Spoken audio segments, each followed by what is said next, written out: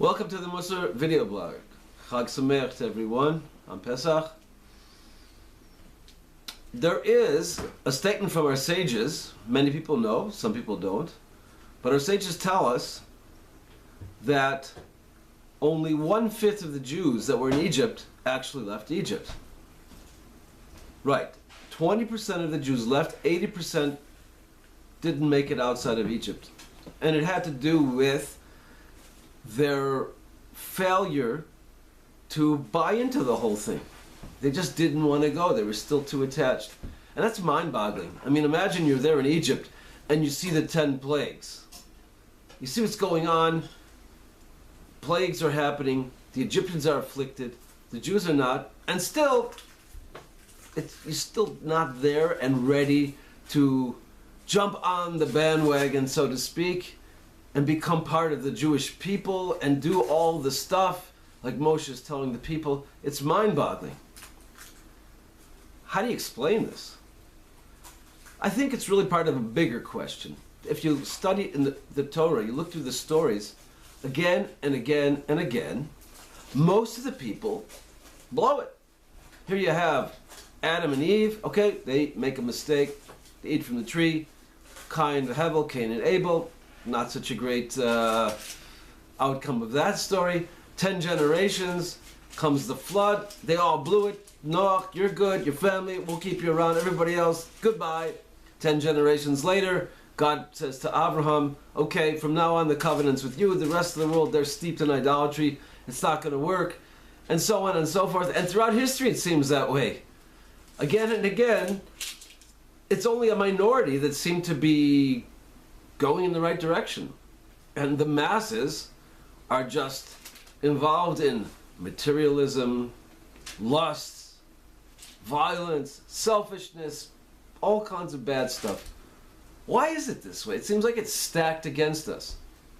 I think it's connected with something that the Talmud tells. It says there was a debate between Beis Hillel and Beis Shammai, the house of Hillel, house of Shammai, that went on for 2.5 years, and they discussed the question, what would have been better for a person, to have been created or to not have been created?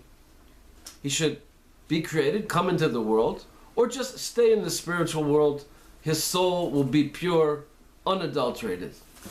And Beis Hillel says, better to come into the world. The opportunities for growth, for spiritual growth, are here. It's worth it. And Beis Shammai says, no, it's doomed. Person has a better chance, just quit while you're ahead. You're a neshama, you're a soul, stay that way.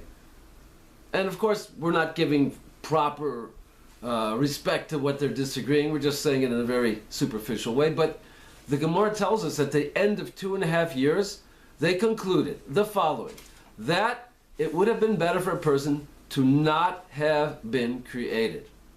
But now that he is created, he should do a self-examination of his deeds. He should look inside of himself.